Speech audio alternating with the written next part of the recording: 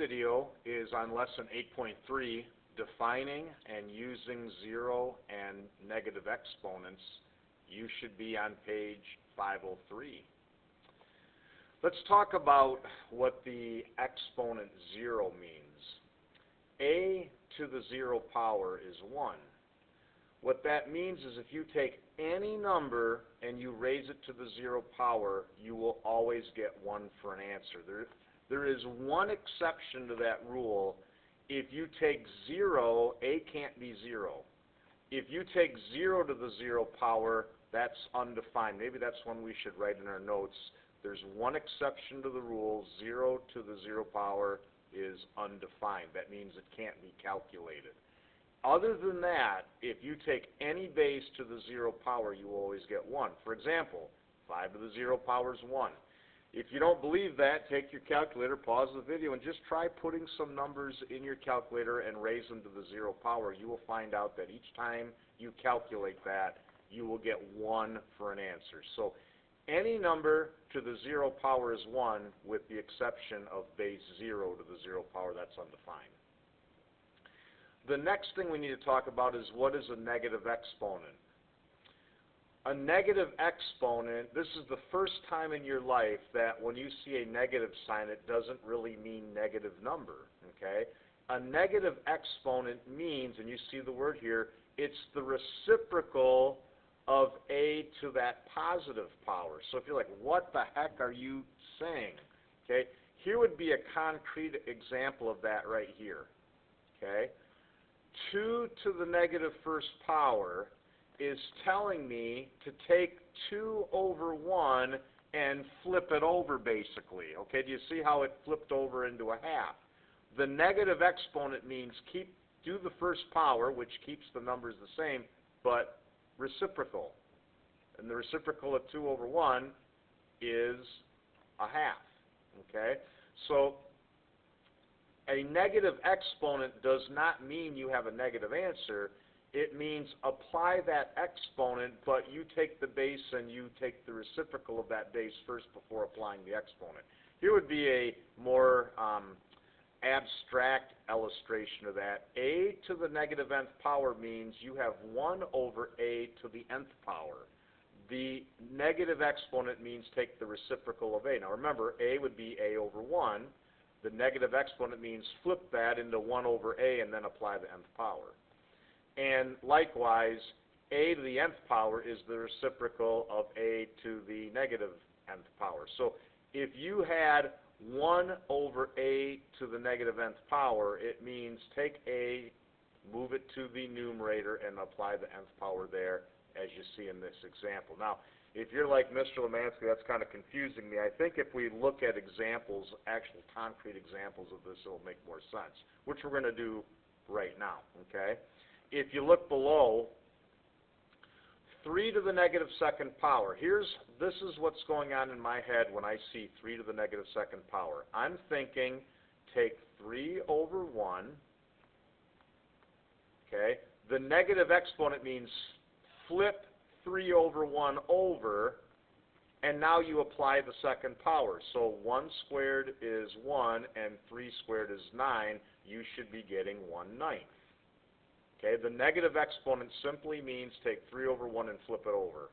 And then you apply the normal second power. Okay, let's look at item B here. Negative 7 to the 0 power. Well, that gets us our first rule. Negative 7 to the 0 power is 1. Anything to the 0 power is 1 except for 0 to the 0 power. Okay, let's look at this one. 1/5 to the negative second power. Okay, here's what I think of when I see that. The negative exponent, let me write it out again. The negative exponent means take this base and reciprocal. So the reciprocal of 1 over 5 is 5 over 1, and now I have to square that. Well, I'd have 25 on top, and 1 squared is 1 on the bottom. I'm getting 25, which is exactly what you see here. Okay, so the negative exponent is pretty simple. It just means take your base and reciprocal your base, and then you just apply the positive power to that. Here, this last one, A to the negative 5th power 0 to the negative 5th power means I am going to take 0 and reciprocal it and apply the fifth power, and you notice I can't divide by 0. That's why they said this is undefined. Okay? You pause the video and try. Okay, we're back. Should be pretty quick on these. 2/3 to the 0 power, that's 1 because any base to the 0 power is 1. -8 to the -2nd power means take the negative exponent, means take the reciprocal, which would be that, and square it. You ought to be getting 1/64 for this problem. Remember, negative times negative is positive. Here, 1/2 to the -3rd power means take the reciprocal, which would move 2 to the numerator, and apply the third power there. We're going to get 8 out of that. And here, -1 to the 0 power is 1. Anything to the 0 power is 1. So those negative exponents, the way I think about those is I just say, take that base and either, like here, you see how the base would be considered in the numerator. The negative exponent means take -8, move it to the denominator, and square it there. In this problem, the base 2 is in the denominator. The negative exponent means take 2, move it to the numerator, and then third power it there. Okay? The negative exponent does not mean negative number. It means we are applying a reciprocal to our base. Let's keep moving. You have learned 5 properties up to this point of multiplication and division of exponents. Okay? These properties can be used with negative or 0 exponents. In other words, all the properties you have learned still apply when you have negative exponents. Here would be some examples, like look at this one. 6 to the -4th power times 6 to the 4th. Well, do you notice how I'm multiplying with the same base? I ought to add the exponents. So I would have -4 plus 4 for my exponents, which is 0 power. Anything to the 0 power is 1. That's why this worked out to 1. Look at B. We have power to a power. We should multiply here. So I would get 4 to the -4th power. The negative power means take 4 and move it to the denominator, which I did, and I got a 4th power there, and I would get 1/256 because 4 to the 4th power, if you put it in your calculator, you're going to get 256. In this third example, 1/3 to the -4th power. The negative exponent means take 3 in the denominator, move it up to the numerator, and 4th power it there. Well, 3 to the 4th power is 81. And this final problem, do you notice how I have the same base and I'm dividing? I can subtract the exponents. -1 minus 2 is -3, so I have 5 to the -3rd power. The negative exponent means I should take 5, move it to the denominator, and third power it there. That's why I'm getting 1/125. 5 to the 3rd power is 125. Okay? Let's have you try. Why don't you pause the video? All right, we're back. So for this problem, the negative exponent means take 4, move it to the numerator, and third power it there. 4 to the 3rd power is 64. You should be getting 64 for number 5. Here, I have power to a power. I should multiply. -3 times -1 is third power. 5 to the 3rd power is simply 125. Here I have the same base. I should add my exponents. I would get -3 to the 5 plus -5, that's 0 power. I would get 1. Anything to the 0 power is 1. And number 8, I'm dividing with the same base, so I should subtract the exponents. -2 minus 2 is -4.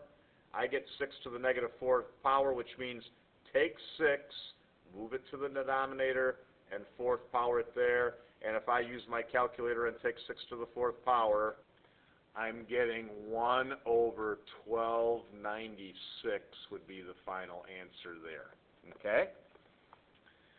Let's look at a few where they're going to ask us to simplify. Simplify means, write the expression with the least amount of terms possible. Now, you notice Simplifying, when you have negative exponents, you should always write your answer using only positive exponents. Never leave negative exponents in your final answer. So when we look at this sample here, part A, 2xy to the negative fifth cubed. Well, we have the power of a product. So remember, I have 1, 2, 3 bases here. I got to apply the third power to each. So that's why we have 2 to the third, x to the third, and y to the negative fifth to the third. 2 to the third is 8, x to the third. Here we have power to power. We multiply. That's y to the negative 15th. So I have 8x to the third, you notice in the numerator, and this negative exponent means take y, move it to the denominator, and 15th power it there.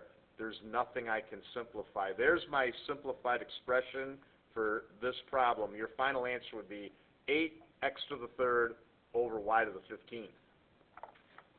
Let's look at sample B in your book. Okay, now here you notice we have a negative exponent, and then we have a positive exponent, and these are positive exponents. So the first thing is this base with the negative exponent. The negative means move that base to the bottom, to the denominator, and second power it there. So you notice how the 2x moved to the denominator with a second power.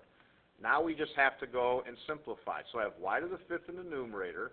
Now here, I got a second power, both the 2 and the x, so I have 2 squared is 4, x squared is x squared.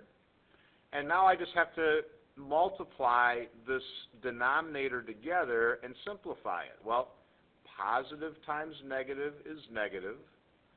4 times 4 is 16. X squared and x squared. Now think about that. I'm taking x squared times x squared. I ought to add the exponents. That's where I'm getting the x to the fourth.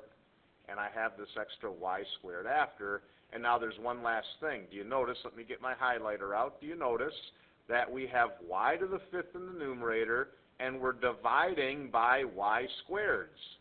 We should be able to subtract those exponents. So y to the fifth minus y squared is y to the third, which is why you see a y to the third in the numerator, and those y's in the denominator are gone.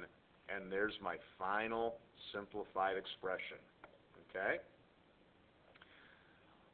Last example here, word problems. The order of magnitude of the mass of a moth larva when it hatches is 10 to the negative third grams. During the first 56 days of life, a moth larva can eat about 10 to the fifth times its own mass in food. How many grams of food can the moth larva eat during the first 56 days? So again, these numbers are kind of difficult to think about, so it might be easier first to put in sample numbers and figure out how to do the problem. Then we'll put those simple numbers in at the end. So let's do this. Let's pretend that the moth larva weighed 2 grams. And let's pretend that it ate 5 times its own weight, not 10 to the fifth times. Well, if a moth larva weighed 2 grams and ate 5 times its weight, I would take 2 times 5. The answer would be, it would be eating 10 grams. So the answer to the problem is we have to multiply. Well, let's do that. I have 10 to the negative third power times, that's how much the moth larva weighed, times 10 to the fifth, that's how much it's eating, that many times more. Well, do you notice I have the same base? I should quickly be able to add the exponents. 10 to the second is the answer, that's 100. So the moth larva can eat about 100 grams of food in the first 56 days of life. Okay?